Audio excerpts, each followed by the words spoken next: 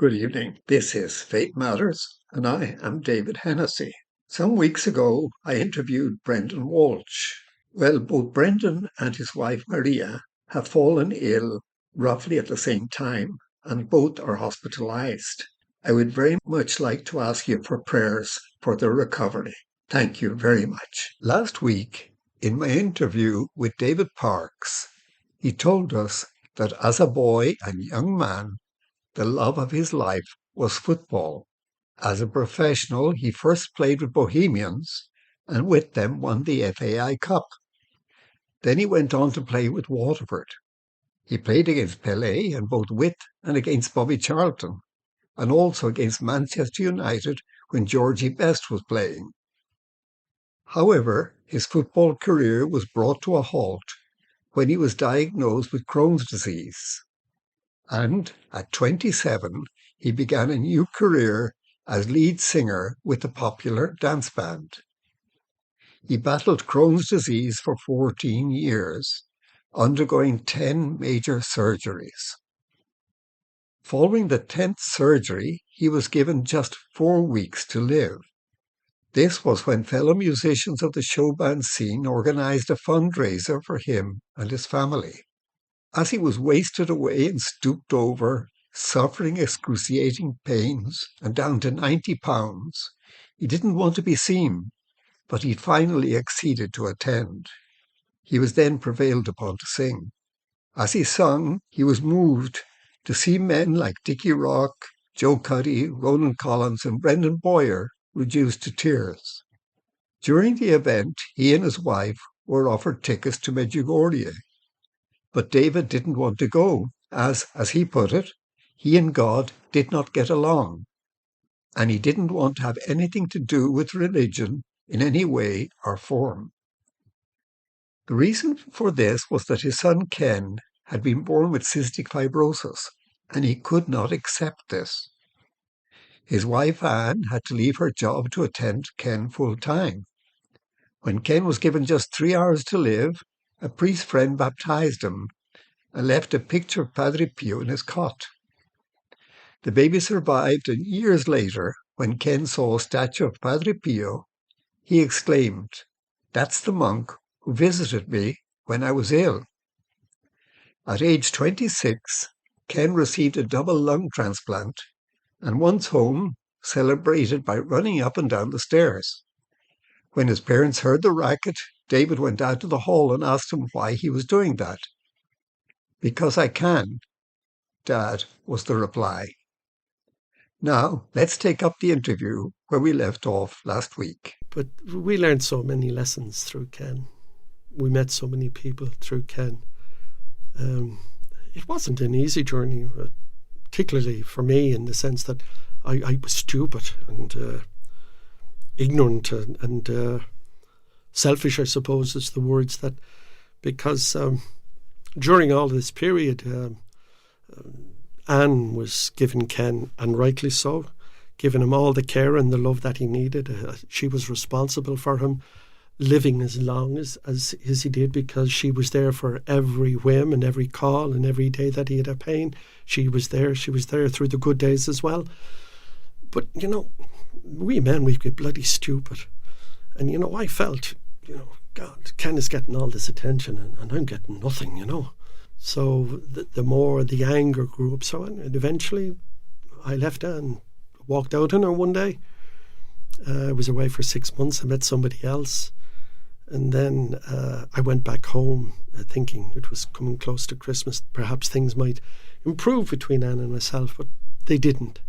So in January the following year, I left her for the second time. And this time I wasn't involved with anybody, but I had nowhere to stay. But I had a great friend of mine who owned a hotel in Kiltiernan, the Kiltiernan Hotel. And we used to sing every Monday night with a big band, a big 20-piece big band orchestra. So he knew the difficulties that I was going through, and he got me a room and took care of me for about 5 months. But every week I'd go twice a week to visit with Anne and the kids, and we'd try and be as pleasant as we could be. But then as it went on longer, we became more pleasant to one another. And then it was a Thursday.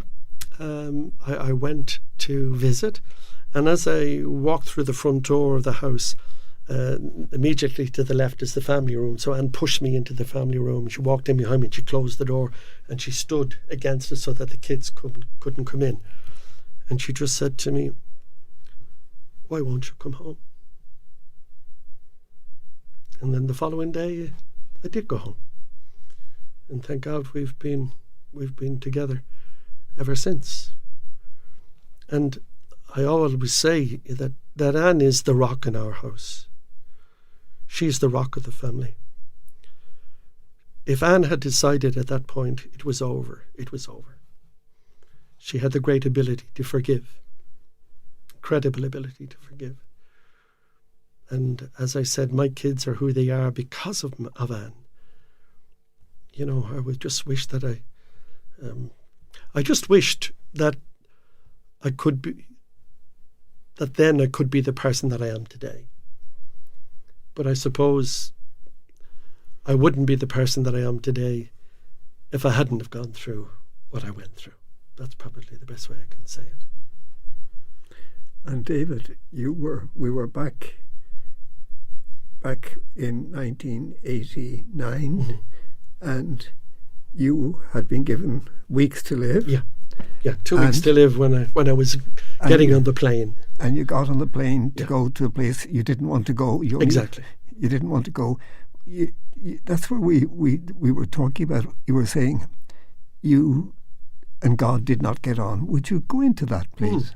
Tell me about that. That period of your life. How long did it go on for? And tell me. Well, about 8 years it was like this aggravation within the marriage. Now, it wouldn't have been really totally evident in the sense, you know, I think we hide things from one another. But I used to find myself not being very civil, you know, sharp answers. So I'd have been treating people with respect. But you were angry. Oh, absolutely. I mean, you know, when Ken was born, I'm sort of saying, why me, Lord? What did I do to deserve this? You know, I'm a successful footballer, you know, and this is great. And then when I had to give up the football, I was in the music industry again, in the highlight, spotlight, you know, blah, blah, blah. And it was God's fault as far as I was concerned, because Ken was born, and it's always, if something goes wrong, it's always God's fault. You ask so many people in the world, why did they leave? It's God's fault. It's His fault. You know? So I was so angry about the whole thing.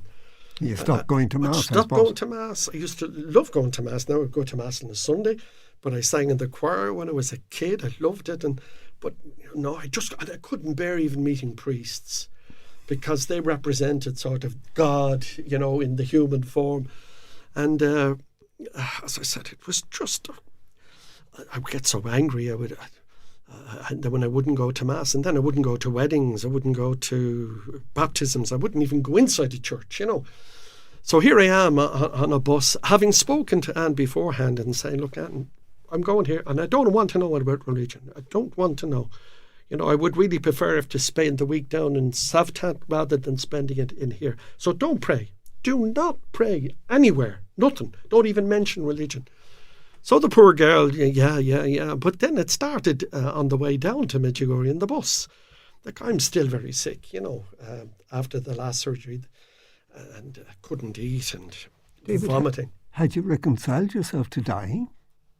Yeah, well, in a sense, you know, yeah, I'm going to die, but I hadn't reconciled. I had tried to make peace with the Lord. Like, it was still a constant battle. The reason I was being strong was for the Anne and the kids. You know, like, if, as I said to you, I cried immediately after he told me there was nothing more he could do. And then the following day I decided, listen, I better put on a brave face for everybody else, you know.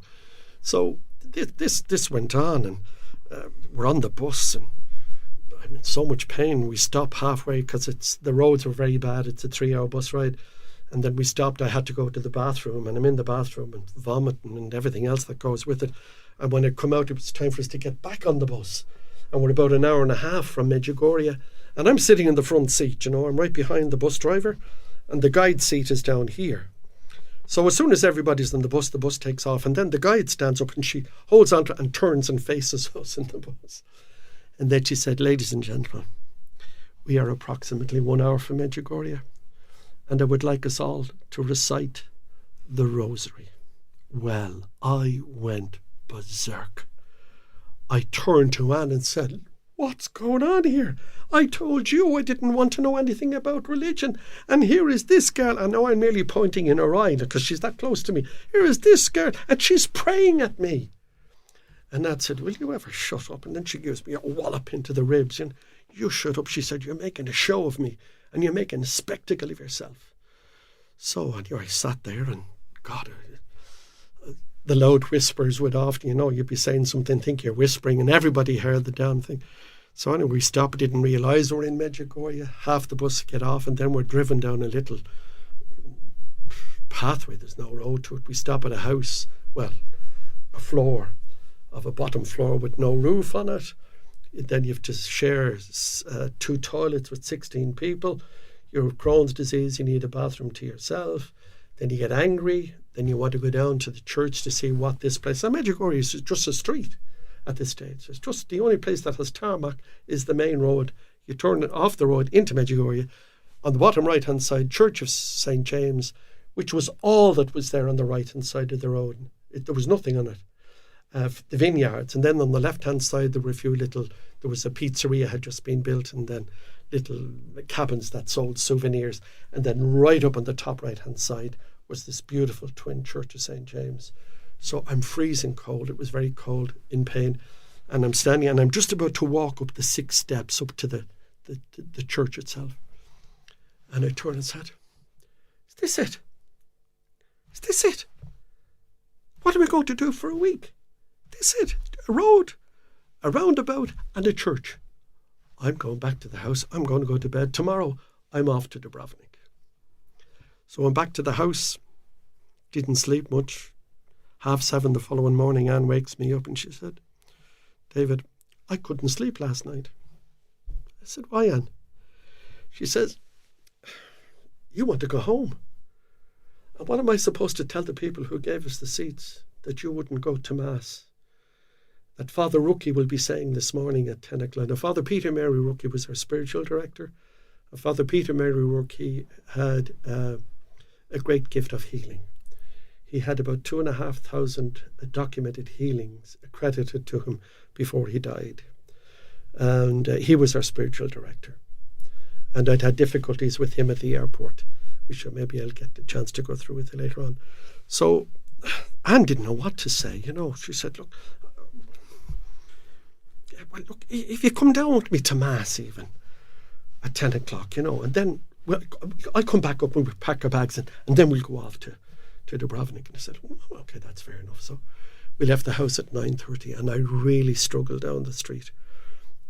Got in and you did what you're not supposed to do. They tell you don't go in on top of the Mass before your Mass. So it was the German Mass was on at 9 o'clock. So in, and we got in at the edge of a seat, Anne and I, and Anne knelt down and started to pray, and I was getting more angry because of listening to the prayers that I used to recite. And then I'm sitting there, and then I became conscious of somebody standing beside me. And I looked, there were 2 old ladies. And I knew what they were looking for. They were looking for my seat. So I went down and I said, oh God, oh God. That was probably the only prayer I said all day was, oh God, oh God. So I look back at them now, their eyes were the full size of their faces, with the pleading eyes. So I turned to Anne and said, Anne, look, let the 2 old ladies sit down. Mass will only be 20 minutes. An hour later, I'm in agony. The perspiration's rolling down my face. My shirt is soaking with the pain, the pain. And as we got the final blessing, I turned, and then I lost Anne going out the church, and I'm just about to go down the 6 steps again, and then I hear, David, wait. And as I turn around, Anne is coming, running from the side door of the church. David, she says, Father Rookie is having a healing service down in the graveyard. And I said to her, God, I said, well, I hope he has more luck down in the graveyard than we had in the church, because he didn't say Mass. He wasn't even at Mass. So I was brought to Mass under false pretenses. But the illness for me was, it was awful, really. And yet I suppose in hindsight, I suppose I'm a better person because of the illness. I think I went through what I went through. It was the Lord's way of getting me to pay attention to him. I think he had to do something drastic. He had to bring me to death's door before I finally realised the idiot that I was. And I remember this guy that I mentioned, Tom Rakowski. Tom was a videographer for a television station in Pittsburgh called KDKA. He was earning $1 million a year. He was travelling all over the world doing all these news reporting. He would be a cameraman and do the voiceovers as well. So he was making a fortune. But he had a great experience himself in Medjugorje, which is for another day. But then when he came back to the Lord, his wife, who was a lovely second wife, Mary, she was a real lady. And even though they had set up this gospel missions and were doing great work, as far as Tom was concerned, that wasn't good enough.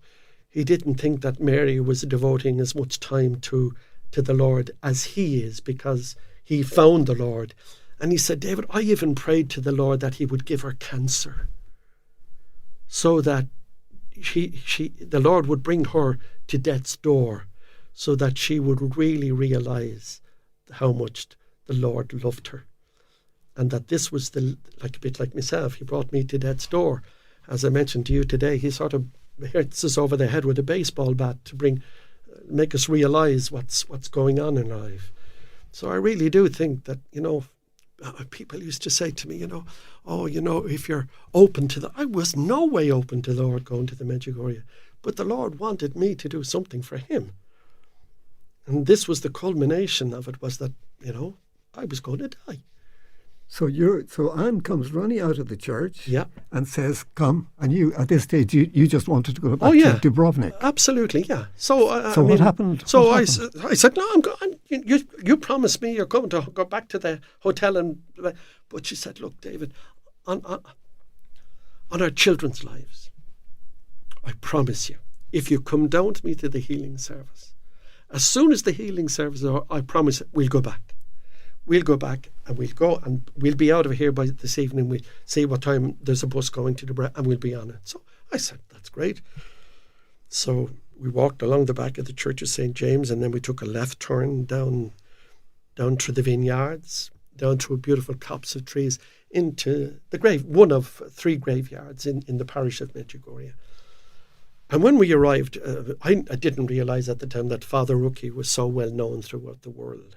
But there was about 500 or 600 people in this tiny graveyard, all different nationalities, but they all knew who Father Peter Mary Rookie was. So they were standing on some of the graves, but in front of the graves there was a small little burial chapel, and then in front of that there was a paved area, probably 10 feet by 12 feet. And Father Rookie was in the middle here with 3 Irish priests, as it turned out, and he's anointing them, So Anne and I are standing beside this little wall. I'm leaning up against it in so much pain. And there were a couple of people in wheelchairs beside me. Now, Father Rookie, when I met him first, I didn't warm to him because he was real. He reminded me of a pastor in the old cowboy movies, Mm-hmm. Do I hear an amen? This was going all over the place. And he was loud, and, and his one-line jokes were awful corny. And, and I'm saying, oh, God, get over, because when he spoke, he'd lose train of thought, a bit like me. And he'd go on, and then he'd eventually get back to it. But anyway, when he finished with the 3 priests, he walked up beside us to where the people in the wheelchairs were. And with that, a lady came out of the crowd, and she had a bowl of anointing oil. Her name was Cassidy. It was Anne Cassidy, Senator Donny Cassidy's wife.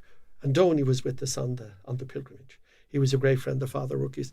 So Father Rookie dipped his thumb in the oil, and he put the sign of the cross on the person. And God, this person gets up out of the chair, and he said to them, will you take a walk of faith for Jesus? And they did, and they got out of the chair. And I'm saying, this is hysteria, this is crazy. So he moves away to the next person's sign of the cross, and then they fall backwards to the ground, resting in the Spirit. It's called I Knew Nothing, I'm Ignorant, never been to a healing service.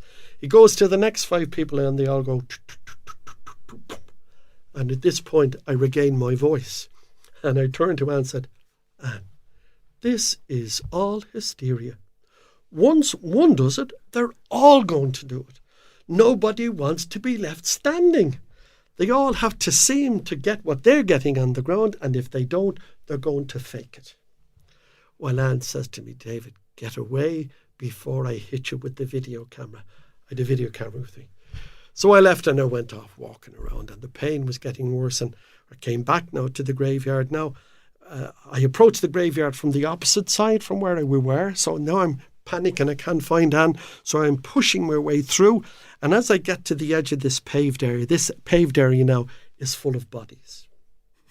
It was like a massacre. There were bodies everywhere, arms, legs, and didn't know who owned what part of what body, and I'm stepping over them trying to get where Anne, and when I get to Anne, I said, Anne, this is hypocrisy. The Franciscan priests up there should not allow this to happen.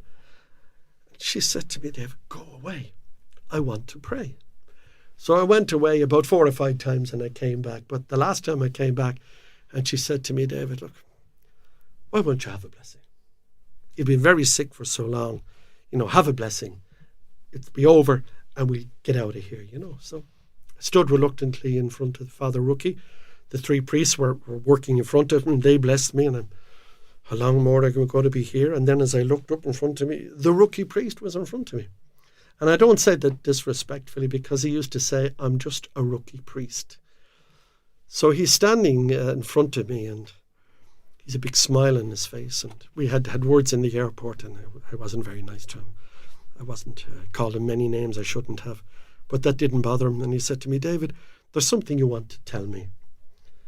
I said, Father Rookie, I don't wish to speak with you. I'm very ill. I said, I'm in excruciating pain, and the doctors told me before I left, I've 2 weeks to live. So with that, he reached into his pocket, and he took out a black crucifix, roughly the span of my head, as I'm showing you here, and he put the crucifix in my right hand. Then he dipped his thumb in the oil, and he put the sign of the cross on my forehead, and then he put his hands on my head. And he's praying away, and then I remember him going to take the cross from me, and I'm on the ground. I'm lying on my back on the ground. And as I look up, I see the face of Senator Donny Cassidy. Not the prettiest face to look up from the ground. And I say that to Donny. And he said to me, I said, Donny, who hit me? He said, Parks, he said, the Spirit is with you very strongly. You've been out for 20 minutes. 20 minutes. 20 minutes. But when I got up from the ground, I had this most incredible heat in my body that went from the top of my head to the tips of my toes. I've never experienced that prior to Medjugorje or since Medjugorje. I knew something had happened, but I didn't know what had happened. I was embarrassed because I'd been on the ground, because people said to me, I'll never be on the ground. The only way somebody will have to hit me. That's why I said to Donny, who hit me? So we left, and this was probably about 2:00 in the afternoon. Now, there was no restaurants in Medjugorje as such. Like, it was really a one-shop place. But there was a burger van selling the greasiest of beef burgers that you could ever get. And Anne said to me, you'll be dying, because every time I ate, I was sick. I went to the bathroom. I could be in there for 3 hours, 4 hours between the vomiting and the diarrhea.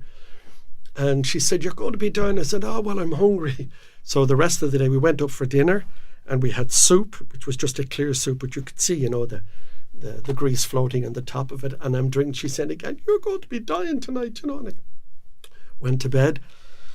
I get up the following morning, and Anne, when I got up, Anne is sitting on the side of the bed. And I said, what's wrong with you?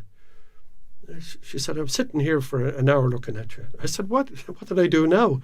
She said, you haven't been to the toilet since yesterday. Oh, yeah. And she said, you ate the filthiest burger I've ever seen in my life, and you drank the greasiest soup that I ever saw you drink, and you haven't been vomiting. And now, she said, you're starting to stand up straight. And that's Because you were before you I you was stand bent over. crooked. You were Oh, bent over. God, the pain. If I stood up, the pain would be horrendous. And I used to shuffle along. And she said, you're standing up straight. And it was then that I realised something really had happened. Father Rookie knew immediately. He said, I knew you were healed. I knew we were healed. So Medjugorje took on it was a life-changing experience. Couldn't get enough of the place. The Mass started at 7:30 in the morning with the Croatian Mass. We'd go and then have a cup of coffee. Then there was the German Mass at 9 o'clock, English Mass at 10, and Italian Mass at 11. And we even stayed for the 11 o'clock Mass. Me and Sidney, who couldn't get me into a church. So you forgot about going back to Dubrovnik. Oh, that was gone. That never entered my head after that. So every morning we were up and we were down, and then we'd go and have a bite, and then we'd go back to the church just to sit outside the church. And then, as people were going past, it was like as if my ears were only tuned to people talking about peace. We'll have to leave it there now for this week. Don't forget to tune in at 8:30 again next Monday to hear the amazing outcome of David and Anne's visit to Medjugorje. Good night and God bless.